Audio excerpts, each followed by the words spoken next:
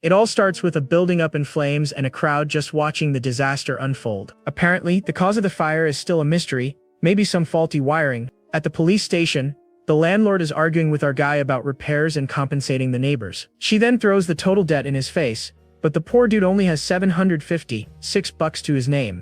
His severance pay went straight to the property owner, and he wonders how he can be such a walking jinx. Suddenly, a woman and her daughter scream for him to watch out. So when he looks up, the young man sees a heavy object falling right toward him. The object barely misses his head, but ends up completely smashing his phone in the process. And just like that, the only valuable thing he owned is now a pile of junk. This is Jiang Yao, and he considers himself a total walking disaster since he was a kid. Back in his school days, bad luck was always on his tail, like his dog literally eating his homework. It seems like his whole life has been just one long string of unfortunate events. After he started working, things didn't get any better. Every company he joined went bankrupt, until one day he finds a mysterious flyer and decides this is his chance. The flyer leads him to an old, creepy mansion that looks totally abandoned. He then remembers his dad saying this was the Jiang family's ancestral home and decides to go in. With no money for rent, the guy thinks about cleaning the place up so he can live there for a while. But he gets spooked because the house is falling apart and could collapse at any moment. Carefully, the young man enters the place, which is covered in cobwebs everywhere. He questions why the residence is so run down if his grandfather lived there until he passed away. Without noticing a spirit behind him, the boy touches a piece of furniture that turns to dust. With just a light touch on a chair, the wood of the object crumbles easily. A piece of the seat breaks off and falls to the floor, leaving our protagonist completely stunned. Holding the broken piece, he sighs that he'll have to replace everything once he has money. Suddenly, a mysterious voice echoes through the hall, telling the guy to get out of there. The scare is so real that the boy looks all around, trying to figure out where the sound came from. He then tries to convince himself he misheard it, because it would be impossible for someone to be there. At that moment, the ghost of a woman appears right in front of him with a furious look on her face. The specter then attacks him with supernatural force, sending the poor guy flying. While the ghost screams for him to leave, the guy runs for his life, yelling that he saw a ghost. Running desperately, he can hardly believe that ghosts are actually real. Meanwhile, the apparition continues to chase him, floating down the mansion's hallway. He notices that the ghost doesn't teleport or actually try to block his path. The only thing the specter does is scream repeatedly for him to leave the mansion. The guy complains that his dad never mentioned the ancestral home was this huge. With the furious spirit on his heels, he decides to just run anywhere without a plan. But after a while, the young man gets tired and realizes he needs to find a hiding spot. He stops in front of a closed door, and the apparition stares at him in surprise. Immediately, the ghost woman gets livid and screams again for the intruder to get out. The boy realizes the room must be special and that there's something important inside. Entering the room, he sees only an old wardrobe positioned in the center of the place. He then stares at the furniture suspiciously and wonders if the secret is inside it. Without a second thought, the guy runs to open the wardrobe while the spirit tries to stop him. As he touches the wood, a bright light explodes from within and throws the apparition back. Suddenly, a screen with the message, "Game Start," appears in front of everyone. The young man wakes up on the floor, a bit dizzy, with no clue what just happened. All of a sudden, he finds himself outside of school and wonders where he is. Then a system message congratulates him for entering the game and tells him to find an exit. Confused, the guy asks who's talking and what kind of crazy game this is. In that instant, a hand grabs his shirt forcefully, and he asks if the person has lost their mind. It was the ghost from before, but now with a human appearance, and she scolds him for messing with her stuff. The boy looks her over and thinks that this so-called ghost isn't actually that scary. The girl gets furious and yells that he's the ghost, him, and his entire family. She then introduces herself as the guardian spirit of the Jiang family. The guy then questions why she doesn't protect him, since he's also a Jiang. She replies that she doesn't protect just anyone without the family relic and that he's not special. He's thinking about this relic when a voice shouts at them from a distance. A security guard runs toward them, telling them to leave for not wearing the school uniform. Our protagonist finds the request odd, and the girl is startled because the guard can see her too. A new notification appears on the screen, saying the Jiang family wardrobe has been unlocked. The system advises that the player can open the wardrobe to choose an outfit and avoid a bad ending. With that, he finally understands that the wardrobe is like a game item. Seeing the guard approaching, the guy decides it can't hurt to take a look. Then, with a voice command, he asks for the wardrobe to open in front of him. Immediately, the wardrobe magically appears, revealing two shiny school uniforms. But upon closer inspection, he questions the item's logic, as the outfits appear to be for girls. The guard approaches furiously, and yells that they have to leave if they're not wearing the school uniform. The guy then hands one of the outfits to the ghost girl, not knowing what to do next. In the blink of an eye, the ghost gets dressed and runs over to greet the guard, all excited. But the security guard stops her in her tracks, leaving the young woman very confused. Seeing this, our protagonist panics because his brilliant idea doesn't seem to have worked. However, the man recognizes her as a student and tells her not to be late for the evening study session. The boy is surprised to see that the uniform actually worked and that the girl managed to get by. He then looks at the other outfit in his hands and understands that he'll have to wear it too. Meanwhile, the guard starts looking for the other intruder, shouting that he's going to find him. With little choice, the poor guy puts on the female uniform and stands there, completely embarrassed. The guard then shines his flashlight on him and stares with a very suspicious expression. Suddenly, his expression changes, and a malicious aura surrounds him as he yells that boys are forbidden here. The guy is terrified by the scene and realizes things didn't go as he planned. At that moment, a hand pulls him back, and he wonders what's happening now. But it was the ghost girl, who started putting ribbons in his hair to complete the disguise.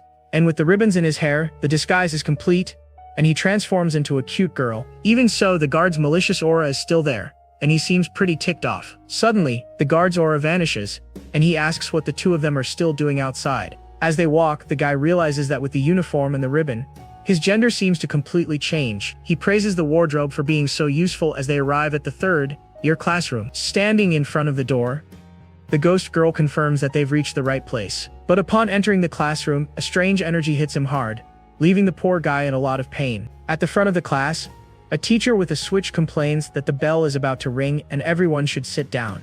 With that, the two of them sit at a desk, and the guy is still complaining about the pain he felt.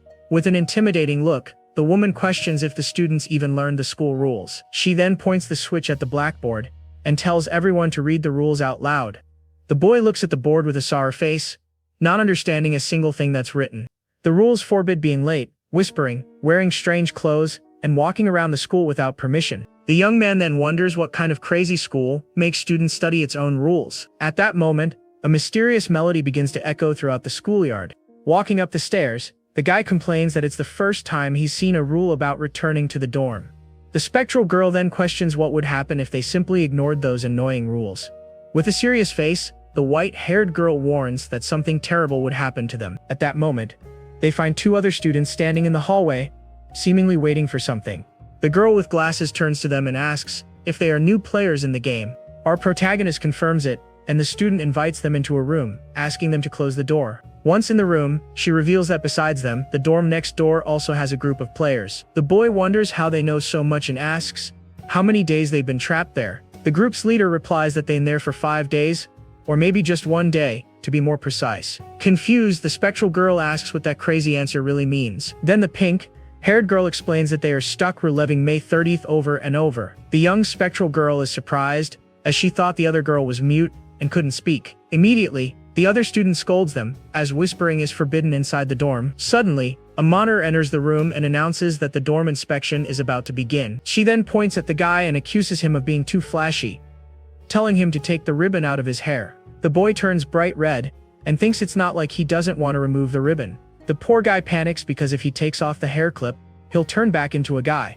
The monitor points at him and orders him to take the ribbon out of his hair immediately. Seeing this, the girl with glasses starts to panic, knowing this is going to go very wrong. All of a sudden, a dark energy surrounds the inspector, and the other students are terrified. At that moment, the woman transforms into a bizarre creature and threatens the disobedient students.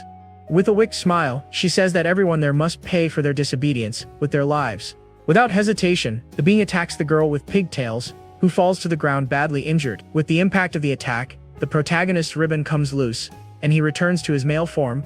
The creature grabs him and yells furiously about there being a man inside the girl's dorm. She then tries to attack the guy, but something shiny blocks the blow at the last second. The young woman with glasses warns that she needs to eliminate the creature so it doesn't attract more monsters. The poor guy is confused and wonders how they plan to fight that thing. He then realizes that all the other female players have some kind of special weapon. The pink-haired girl squeezes her teddy bear, and the toy's eyes begin to glow. With that, the stuffed rabbit turns into a giant monster and fiercely attacks the creature. The monitor stares down the guy and the monster rabbit, ready for the next attack. The creature lunges at the guy with shadowy tentacles, trying to grab him. At that, the girl with glasses yells for him to be careful, and the young man faces the attack with determination. Suddenly, a giant object slams into the monster, sending it flying. The object was a wardrobe, and the spectral girl seizes the chance telling the creature to scram. Our protagonist then finds himself inside the wardrobe and wonders if this is really his weapon. With that, a system notification announces that the wardrobe has finally been unlocked. New sections like hairstyles, clothes, and accessories have also been made available. Additionally, a point lottery function is now available within the item. He realizes he needs to unlock each part separately and asks what this lottery thing is. Then a roulette wheel appears, and the system congratulates him, giving him 2 spins for defeating the monitor. After the battle, the girl with glasses laments that her clothes are torn. The pink-haired girl apologizes, saying it was her fault for needing help. But the other girl comforts her, saying that without her doll's help, they never would have won. At that moment, the white-haired young woman interrupts the conversation, looking pretty irritated. She then complains that everyone contributed to the fight except for a certain someone present. The white-haired girl calls him a coward for hiding in the wardrobe like a turtle in its shell. The guy then steps out of the wardrobe with a sour look on his face, not knowing what to say. Suddenly, his expression shifts to pure panic as he remembers something important. He then shows a piece of lingerie to the girl, who stomps on him angrily, completely confused. The young woman turns beet red and furiously asks where he got that piece of clothing. She calls him a pervert while he swears he found the item in a drawer. The girl with glasses ignores him and suggests he try on the uniform he found in the wardrobe. She says that even without knowing its effect, it would be better than staying in torn clothes. Our protagonist then hands the jacket to the student, who thanks him with a gentle smile. With the new outfit, she transforms into the school nurse and gets a new identity. The pink-haired girl is impressed and tells her friend that she's become the nurse. The new nurse realizes that the wardrobe can even change the players' identities. Our protagonist then deduces that the girl is now a support-type character in the game. He then remembers the other piece he found and gets curious about its effect. At that moment, he has a very suggestive thought about what could happen with the girls. The poor guy blushes just thinking about the power of that item and what he can do with it. The guy asks, disappointed, if they tested the piece of clothing and nothing happened. The white-haired girl complains that it was a waste of time and didn't do anything. With a smirk, she says that since the item doesn't work on them, maybe it will work on him. Next, the young woman pushes him into a chair and suggests he try the piece on himself. With that, a scuffle breaks out, and the poor guy gets tossed aside while the others just watch.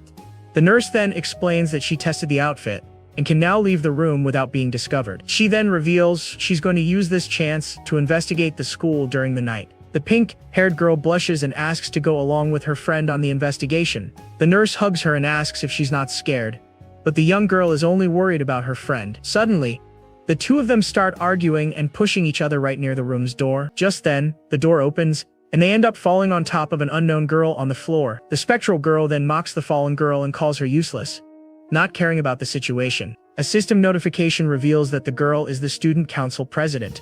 The nurse is surprised and realizes that the new character is also someone important. The president then gets up and says that now she too can walk freely around the school. With that, the nurse decides to go with the pink-haired girl while the others form a pair, so the white-haired girl and the president team up to explore the other side of the school. And as night falls, they hope they can find some important clue about the game. As they walk down the hall, several students greet the president with great excitement. The council leader then says the spectral girl broke the rules and needs to have a private talk. At that, the other students get annoyed with the white-haired girl for causing trouble for the president. Next, a crowd surrounds the council leader, offering her candy and asking why she disappeared. The spectral girl wonders if the president is some kind of celebrity for being so popular among the students. But the dark-haired girl declines the snacks and says she has something important to deal with now. All the students praise her for being so dedicated and let her go without any issue. After saying goodbye to their fans, the investigating duo finally manages to go on their way. The president thinks that the teacher's assignments might be a way to uncover the school's secrets. Arriving at the council room, the leader tells the ghost to go inside alone to investigate the place. The spectral girl then says she's going to look elsewhere and taunts her colleague with a smirk. As the girl walks away, the president tells her to be careful, sounding a little concerned. The president thinks that the spectral girl isn't human and that the monster should be afraid of her. Peeking through a crack, she sees a man who seems to be a teacher writing something at a desk. Upon entering the room, the man greets her and asks for help organizing some important papers. The girl then looks at the documents and thinks they're just ordinary class materials. On purpose, she lets the papers fall to the floor, and a strange light shines from them. Suddenly, the teacher grabs her from behind and asks why she arrived so early. In a suggestive tone, he whispers in her ear if she just couldn't wait. The young woman blushes and understands that the teacher is having a secret affair with the president. With that, she makes up an excuse, saying that 11 o'clock was too late for their meeting. The man then smiles and suggests they start their little meeting earlier. On the rooftop, the girl realizes that the locked area is the perfect place to hide a secret. She then deduces that the president knows many secrets because of this forbidden romance. The young woman starts thinking of a way to make the teacher spill everything he knows. Just then, the man hugs her from behind and asks if the girl missed him. He keeps talking, and the student looks disgusted, thinking she's going to be sick. The teacher then tries something bolder and calls her by name in a strange way. Disgusted, the girl pushes him away and tells him to get his filthy hands off her immediately. She pushes him with so much force that she loses her balance and falls backward off the building. In freefall, the young woman stares at the sky with an expression of pure panic, not knowing what to do. Desperate, the student reaches out her hand, hoping someone can save her. The teacher looks down at her and says that if she were more obedient, this wouldn't have happened. With a wicked smile, he reveals that he didn't want to do that to the young woman. But the girl manages to grab onto the edge of a window, avoiding a fatal fall. Furious, she manages to climb back up and calls him a filthy dog without hesitation. Next, the young woman climbs onto the railing and accuses him of daring to set a trap for her. The man is shocked by the scene and calls her by name, seemingly unable to believe what he's seeing. Without giving him time to react, the student jumps and lands a solid kick right in the teacher's face. She then looks at him on the ground and wonders if he's really that weak, and not even a ghost.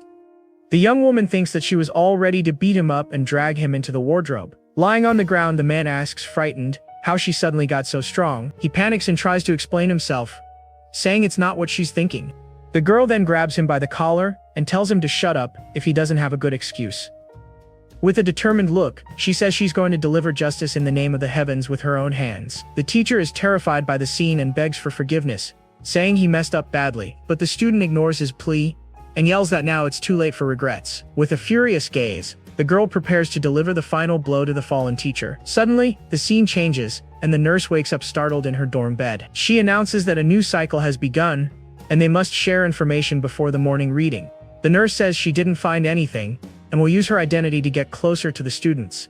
The young spectral girl is lost in thought while the other girls watch her in silence. Then she reveals that, on the other hand, she managed to find something very important last night. Upon learning about the teacher, the white-haired girl gets furious and says she's going to finish him. The nurse deduces that the president was forced into an affair with that man. The spectral girl agrees and thinks that the relationship between a student and a teacher would never be fair. She imagines that the girl tried to ask for help but was silenced by that scumbag. With her hands itching for a fight, the young woman says she's going to find the teacher to beat him up again. The nurse stops them, because without a special identity, they can't leave the classroom. Her friend then asks her to be careful, as the school is full of teachers during the day. Entering the room, the man asks why she is there and tells her to close the door. Embarrassed, the girl starts unbuttoning her blouse in front of the teacher. With a seductive smile, the young woman says she missed him a little, but inside she's fuming with rage and just trying not to make too much noise.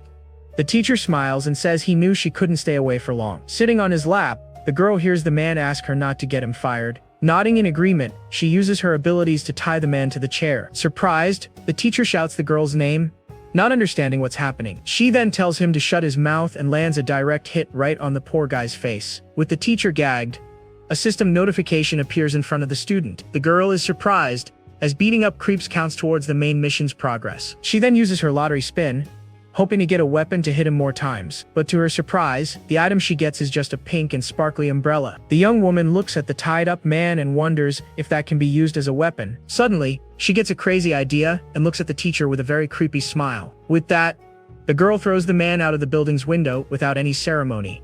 An hour later, the nurse complains that the points in mission progress haven't changed. The nurse warns the white-haired girl that if she keeps hitting the man, he's going to be done for. The young woman then suggests that if hitting him progresses the mission, why not just devour him at once? The spectral girl asks what she means by that, and the other explains that it's her way of erasing him. With a sly smile, the ghost understands the plan and seems to like the idea a lot. In the schoolyard, a teacher yells for the students to run, or they will all be punished. Right after, she calls out a group of students who are stopped in the middle of the path.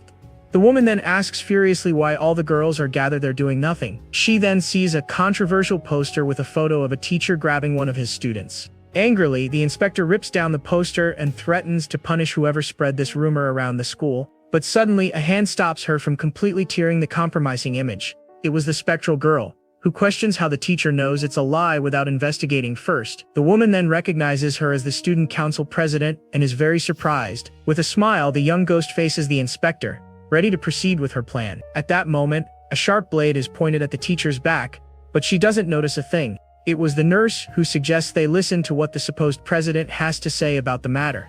The spectral girl then turns to the crowd and announces she is going to report Professor Lin Habai. She yells that the man is a scumbag and forced her to have an affair with him against her will. The other students are shocked and start gossiping about the predatory professor. And with that, the plan works and the main mission progresses to 50% complete. A system notification congratulates her for activating a mission that will grant extra rewards. The spectral girl smiles and thinks that social ruin is the worst punishment for a hypocrite like the professor. But she becomes thoughtful, as the mission was only activated and not completed, so it's not enough. Just then, the teacher grabs her and asks why she didn't tell her about such a serious matter. The woman then promises to stand by her side and invites her to the principal's office to demand an explanation. As they walk, the ghost girl looks back, and the nurse just watches from a distance. With that, the two finally arrive at the door of the school principal's office. Standing in front of the door, the teacher smiles confidently while the young woman seems very determined. Suddenly, the door opens, and the girl is thrown into a dark room,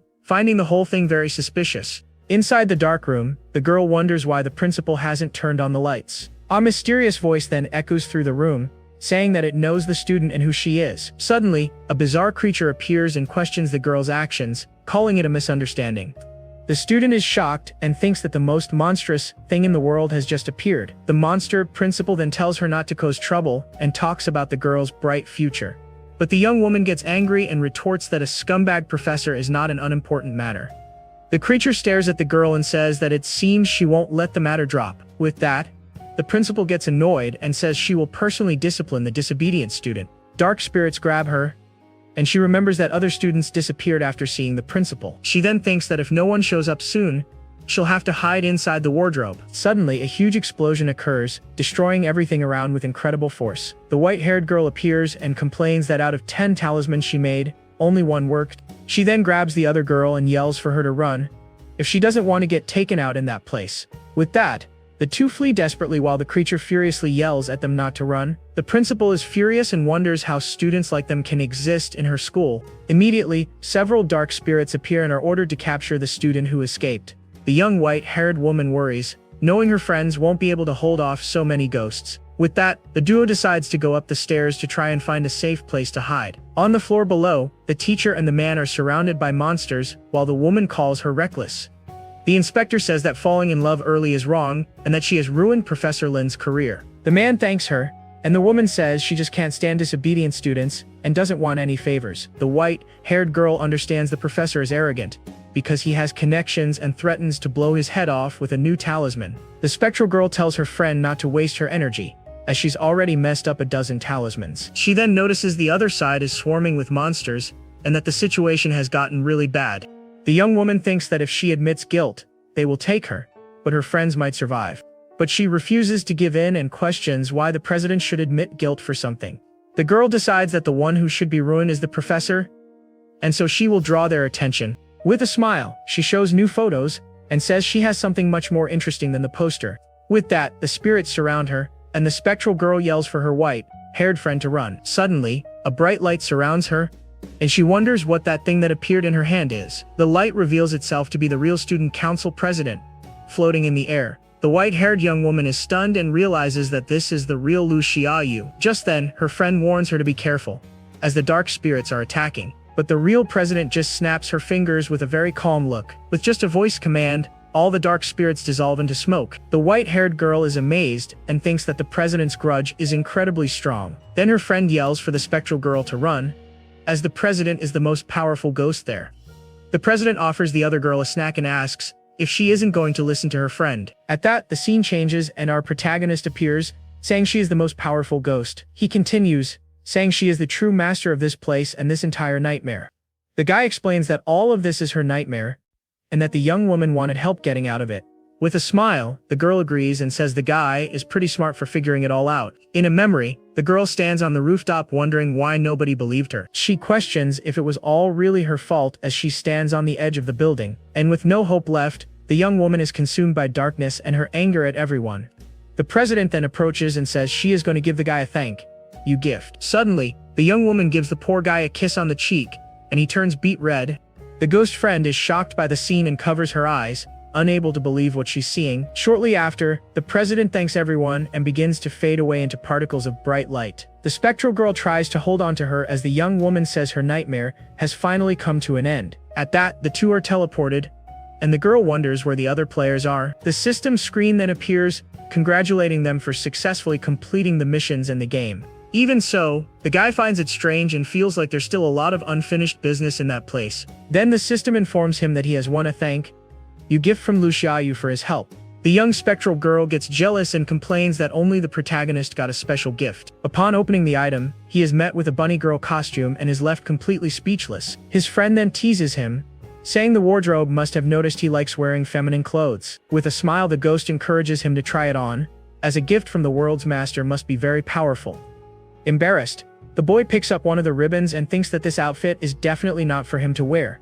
The spectral girl then suggests with a provocative look that maybe she could try on the costume for him. The girl turns bright red and yells that he can keep dreaming if he thinks that's happening. She then complains that the costume is weird, and that she would never wear something so revealing. Seeing his friend's reaction, the guy panics and asks her to wait a moment. Suddenly, a portal opens on the floor and starts pulling the young man into it. At that, the spectral girl grabs his hand tightly to prevent him from being taken alone. A system notification announces that the space-time tunnel is ready for travel. As they float through the portal, the poor guy can't take his eyes off his friend's legs. The screen then announces that their points and rankings have been successfully updated. Our protagonist is shocked and wonders how all of that was just the tutorial stage. The system explains that the game is deadly, and that the prize is a gift that grants wishes. The spectral girl thinks that no matter what the wish is, it can really come true. Determined, the guy says they need to get first place and asks what their ranking is. He is in 677th place, with his friend right behind him on the scoreboard. Suddenly, a bright light blinds them, and they both cover their eyes to shield themselves from the glare. With that, our protagonist slowly wakes up in his bed, unsure of where he is now. Looking around, he realizes he is in the room of the ancestral home and wonders if he's back in the real world. With great relief, the guy celebrates that he has finally made it back home and escaped the game. But upon seeing the ghost girl floating there, he remembers he needs to run, as she is still a danger. At that moment, a system notification announces that the next game will begin in 1 day, leaving the duo annoyed. The spectral girl yells, irritated, that this cursed game seems to have no end, as she ties him up with her ribbons. The tied up guy reminds her that they'll still be teammates tomorrow, and that she's overreacting a bit. With a superior air, the ghost says she didn't even need to use 10% of her strength in that stupid game. At that, the young man wonders if the game had some kind of restriction that weakened her. The spectral girl then seems to remember something important and is very surprised by the idea. Suddenly, the girl starts flying away, and the guy yells, asking where she's going. Arriving in another room, the young man is amazed by the talismans and questions what this place is. But suddenly, the ghost feels a sharp pain, as if she's being repelled by the talismans. The guy rushes to help her and realizes that the seals are still working against her. Weakened, the young woman touches his chest and says that now it's the poor guy's turn to do something. Confused, the boy looks at the seals on the wall, looking very nervous about the situation. Carefully, the young man extends his hand and touches one of the seals, which begins to glow intensely. Lying on the floor, the spectral girl stares at him with wide eyes and an expression of pure surprise. He then looks at the now stained seals and questions what the Shen Chen written there means. And with tears in her eyes, the young woman's reflection shows the guy from behind, touching the seals on the wall. Crying, the spectral girl calls him master and extends her hands toward the guy. With that, she jumps into the young man's arms and says that her master has finally returned.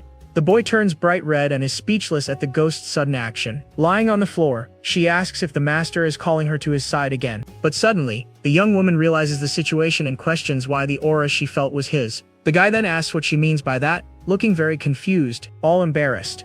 The girl replies that it was nothing and looks away from him. She then convinces herself that she mistook him for being a descendant of the true master. At that, he reads the ancestral tablet and notices that the patriarch's name is very similar to his own. The ghost then scolds him and says he shouldn't speak the master's name like that. The poor guy gets even more confused by the scolding and wonders who this master is. The spectral girl complains that the Jiang clan has fallen because of useless descendants like him. Shocked, the guy wonders if his family really has a history in secret arts. The young man then deduces that her patriarch and master could actually control ghosts. Angrily, the girl kicks him and yells that she is a guardian spirit, not a ghost. The spectral girl complains that besides the altar, there is nothing else of importance in that room. She then explains that only the master could suppress her power, and that she thought he had returned. Surprised, the guy asks if the master can return, and if his relatives are also there. Annoyed, the ghost scolds him and says that not everyone can just skip reincarnation. He then picks up his broken phone and realizes he has been in the game for almost a day without eating. Desperate, the poor guy yells that if he doesn't eat soon, he's going to end up reincarnating from hunger himself. With that, the two leave the ancestral mansion and go out to the street to find something to eat. While eating, the young man asks how she can stand being in the sun if she's a ghost. At that, the girl flicks his forehead and repeats that she is a guardian spirit, not a ghost. She then thinks that she couldn't leave before, but now that he's living there, maybe she can move around freely. The guy then picks up his phone and searches for clues about the game, but finds nothing online. Suddenly, he finds a news story about a body found at the school and understands it's Lu Xiaoyu. Shocked, the boy wonders if Lu Xiaoyu really existed in the real world and not just in the game. With that, the guy decides to take a bus to the school to investigate the case further. He thinks there's no point in going to the police, as he has no connection to the victim. Even so, he decides he needs to go to the school to see if he can find any clues there. The bus then stops, and he realizes he has reached his final destination without any problems. Upon getting off the bus, he recognizes the place and realizes it's the same school from the game. With that, he understands that the so-called game they participated in was not just a game. At that moment, the clock tower begins to chime, indicating that midnight has arrived. Suddenly, the scene changes, and our protagonist finds himself strapped to a bed, unable to move. Then a system screen appears and welcomes the player back to the game. The system tells him to find a way to escape, or he will be trapped there forever. He then realizes he's in a psychiatric hospital and wonders where his ghost friend has gone. At that, he sees the shadow of a girl and wonders if he should act crazy to survive. Suddenly, a young pink-haired woman enters the room holding a syringe with a terrifying look in her eyes. The girl then climbs onto the bed and approaches him, and he's terrified, not knowing what she's going to do. But she just places a finger on his lips, and he recognizes her as Sen Linlin from the previous game. She asks him to be quiet, or someone might find out they are there together. Next, the girl asks if his patient card says what his medical diagnosis is. The guy replies, confused, that he didn't even have time to look at the ID card. The system screen then shows his identity, but the diagnosis is blank, which he finds strange. At that moment, the room door opens, and someone is about to enter. A voice from the hallway calls for the nurse, and the young woman lies, saying she is giving the patient medicine. The woman in the mask then stares at her and says she doesn't recognize her from anywhere. Scared, the pink-haired girl stammers that she is a new hire at the hospital. The doctor stares at her with a suspicious look, seemingly not believing her story. Without warning, the woman shoves the young girl forcefully against the room's wall. On the floor, the doctor scolds her for not knowing how to smile to heal the sick. She then picks up the syringe and says she will have to re-educate the nurse personally.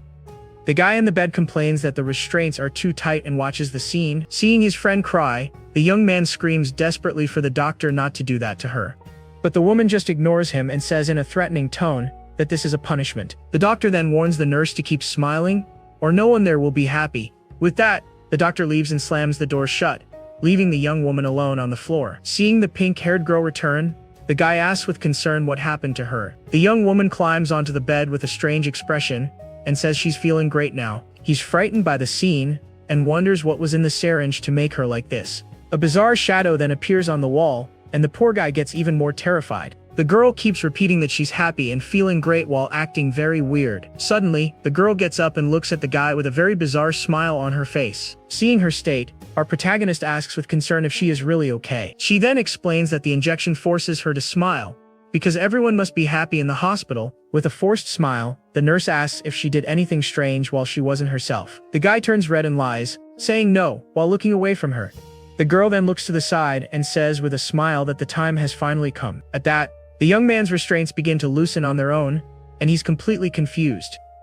The nurse appears with a wheelchair and says she is going to take him for a stroll outside. Outside, the hospital looks modern and very large, while a voice asks how he's feeling. Pushing the wheelchair, the nurse says that smiling makes the pain go away as other patients walk around. With a smile on his face, the guy wonders what they should do now in this crazy hospital. She then reveals that the spectral girl is a surgery patient, and the other one is the hospital's surgeon. At that moment, the girl remembers something important and leans in to talk to the young man. Whispering in his ear, she asks if he didn't have a special item for them to test.